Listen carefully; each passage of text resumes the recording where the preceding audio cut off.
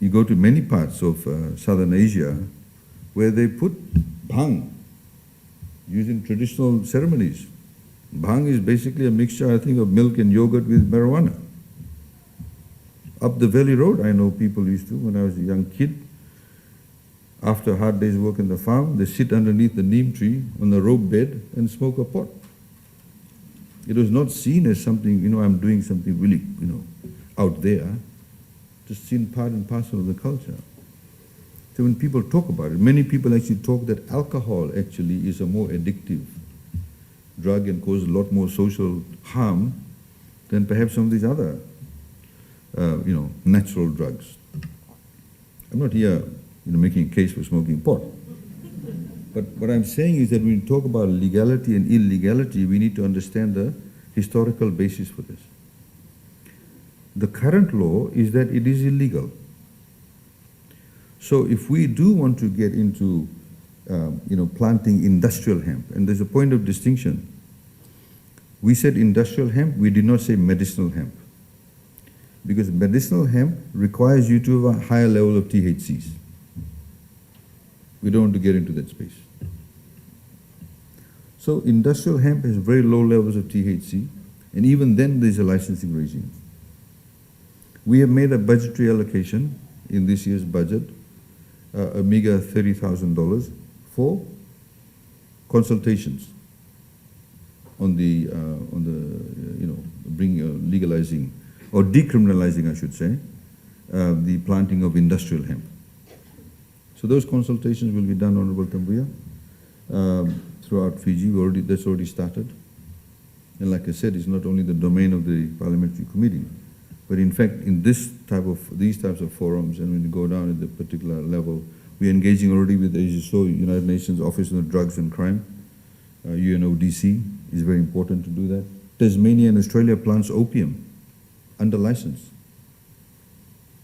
The UN has UNODC, they plant opium because some of the drugs you use actually has a little bit of opium in it.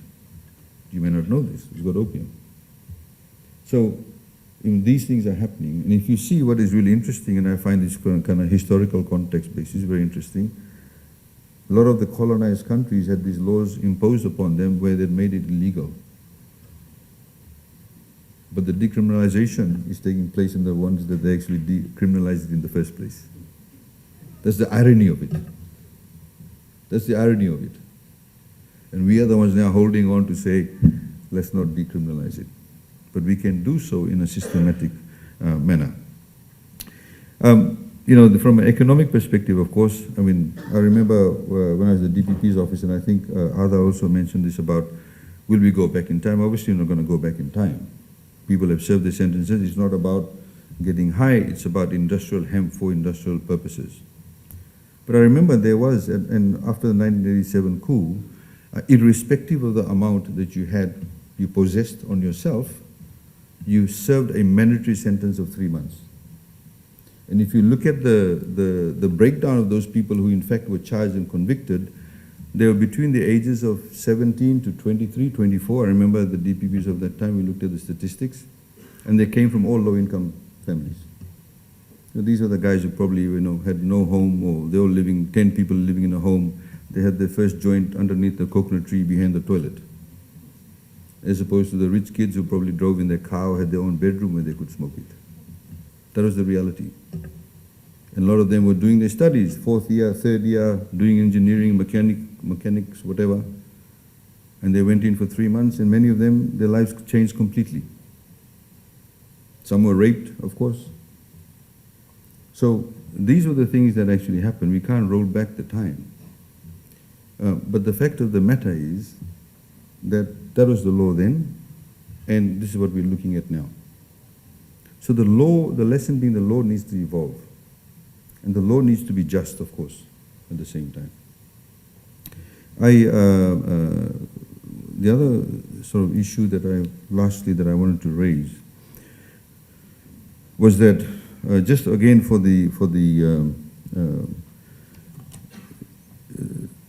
criminal lawyers, you need to understand the ambit of the law when this law is introduced. What are the rights and obligations of those people who get licenses, those who will be caught out, who won't be caught out, we need to also very heavily engage in the private sector. There's no point planting these things and nobody's going to manufacture them. So the private sector needs to actually make those investments. And what do we do in terms of the incentivizing of that? What type of private sector plays do we want in this space?